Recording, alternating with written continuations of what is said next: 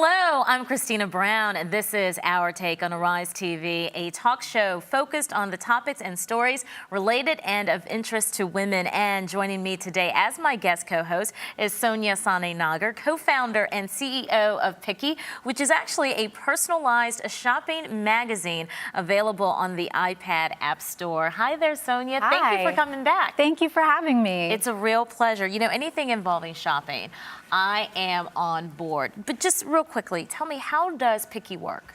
So Picky is an app. You can download it from the iPad App Store, and we basically learn your preferences. So when you come in, you can tell us a little bit about yourself, what categories you're interested in, and then every day we're publishing custom content and products that you can buy directly from the app.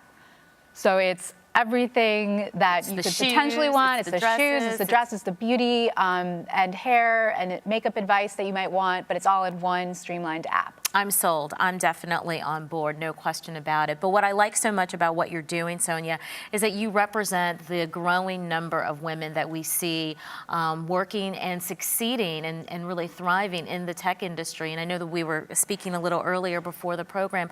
Talk to me a little bit about how you get your foot into that door when you see so many of your peers are all men. It's definitely difficult. The numbers are not in your favor. If you go to any tech conference or if you pitch investors, you'll notice very quickly that you're often the only woman in the room. But I think that there are great organizations that are cropping up all over the city to help.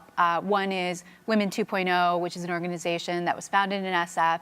It brings together like-minded women who are building things and provides a support structure as well as content around how best practices have worked for other founders who have succeeded. So I think that helps. But I think in a lot of ways, it's up to you as a female founder to create your own support structures as well. And this organization, you said, was founded in SF. You're talking about San Francisco, of course. Yes. And I understand that you yourself have actually worked very hard to create these types of organizations. I understand you have a women's CEO club. That's pretty nice. I do. I actually have several. It feels like when I was just getting started, women generally, you need a support network. You want to talk to people. And sometimes the challenges you're facing are gender specific, having to do with your leadership style or how you build a team of mostly male engineers or manage a team of mostly male engineers. So it was really important for me when I was getting started to find a group of women that I trusted, that once a month we get together, we have breakfast, we share stories, everybody gets a few minutes to talk about what's top of mind for them, and we help each other. And I think that's really one of the most important parts of having a strong network. You hear about boys' clubs where men engineers or male investors get together and they can have beers, and there isn't some of the social pressures that a female might face in those situations of trying to create a bond. And so for women's support networks, it's really important to be able to do things that we would normally do and to help each other. Well, we have a very interesting show ahead of us, including a segment called Women in the Digital World. And so I'm really excited to have you on board today to talk to the guests that are going to be part of that segment, because I'm sure that you're going to have some great insight and some great analysis. But we do, like I said, we have a packed show. So let us take a look at one of the big stories making headlines today. And that is, of course, hearing from the 3 young women held captive for almost a decade in a Cleveland home, turning to YouTube for their first public statements following their rescue back in May. I may have been through hell and back, but I am strong enough to walk through hell with a smile on my face and with my head held high. I will not let the situation define who I am. I will define the situation. I don't want to be consumed by hatred. I would say thank you for the support. Everyone who has been there to support us, it's been a blessing to have such an outpouring of love and kindness. And we just heard from the three ladies, Michelle Knight, Gina De Jesus, as well as Amanda Berry. With us right now from Cleveland is journalist Kim Palmer, who has been writing and covering the story extensively. Kim, thank you so much for being with us here today. What a very powerful and moving statement we just heard from these three. I must think they have to be so resilient and so strong to finally put a public face forward.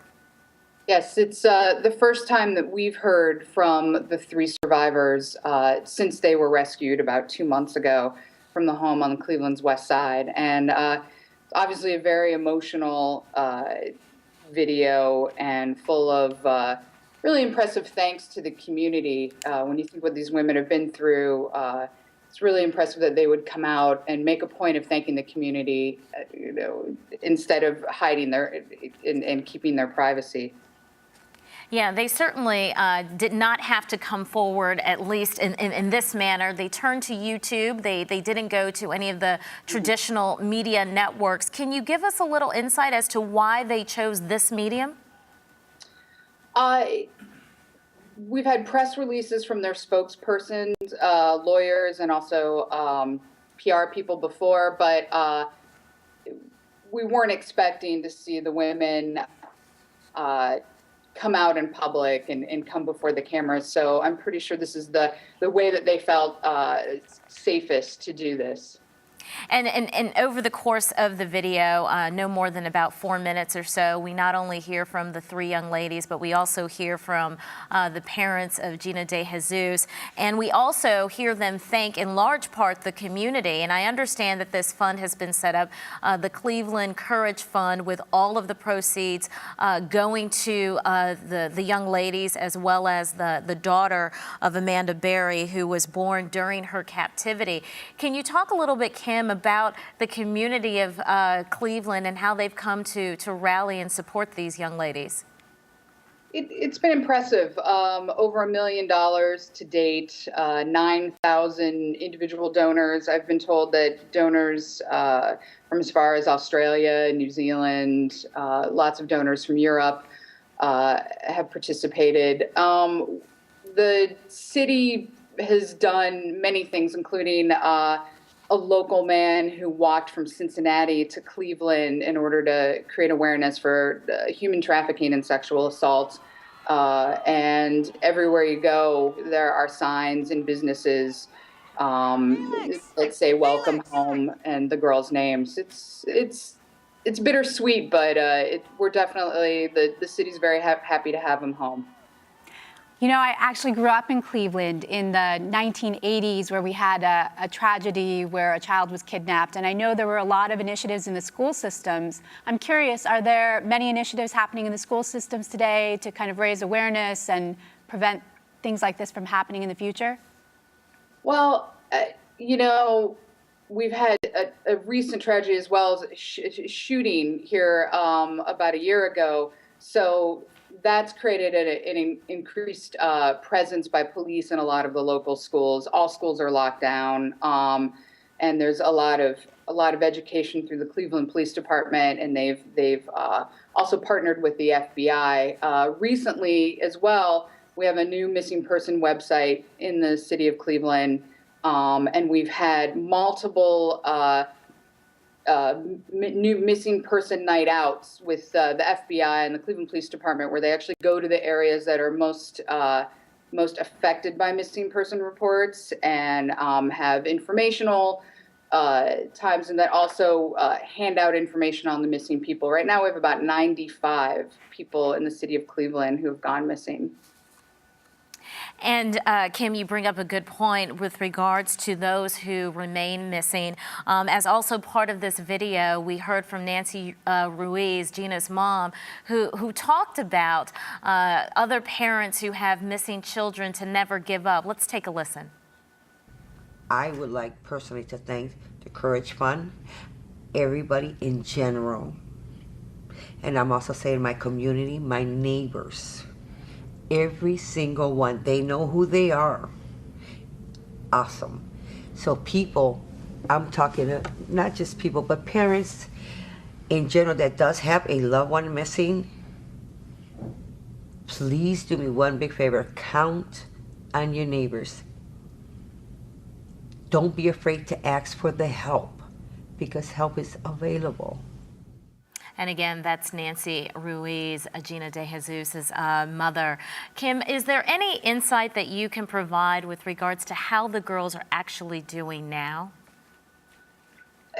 You know, the word from the FBI, the word from their spokespeople is that they're healing, that they're happy to be home, and then just a continued request for privacy, you know, from us, basically. But I think this video, it goes a long way to show how well they're doing, considering 10 years of things that we can only imagine.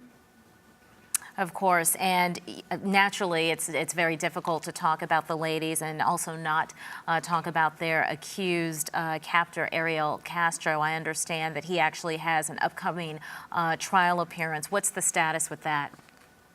Next scheduled appearance by Mr. Castro in a Cleveland courtroom will be July 24th. It's just a pretrial hearing, but we're also expecting to see possible new indictments. Already, he's been charged with 329 counts, including rape, kidnapping, felonious assault, and aggravated murder, which does set up a possible death penalty sentence. We're also waiting to see if the state will try to add a death penalty specification to his charges. Over 300 counts for Ariel Castro, accused of holding the young ladies captive for more than a decade. One of those young ladies giving birth to a child that is now 6 years old. And these three ladies releasing this video saying a huge thank you to the community, but at the same time reminding us that there is a way for all of us to contribute and help, and that obviously is the Cleveland Courage Fund, a fund set up to support the girls that has now raised over $1 million. Kim, is there anything else that you want to add, just to give us a sense of how Cleveland is doing? I mean, I'm sure they want to be known for something other than this sad, horrible tale. I think about the day that it was announced that both Gina De Jesus and Amanda Berry, who've been very well known in the news, even since their, abductions 10 years ago. My husband said it was like the Cleveland Browns went to the Super Bowl. It was a real feeling of euphoria, and it brought the city together in a way we haven't had happen in a while. All right, So, Kim so I Palmer. guess that's our line. All right, Kim Palmer with us today from Cleveland. Thank you so much for bringing us up to date. And we certainly here wish the girls all the best of luck. And we are on Facebook and Twitter. You can follow us on Twitter by simply going to @OurTake, Arise TV. But you can also like and leave comments on our Facebook page by heading to Our Take on Arise TV. I'm Christina Brown, and you're watching Our Take.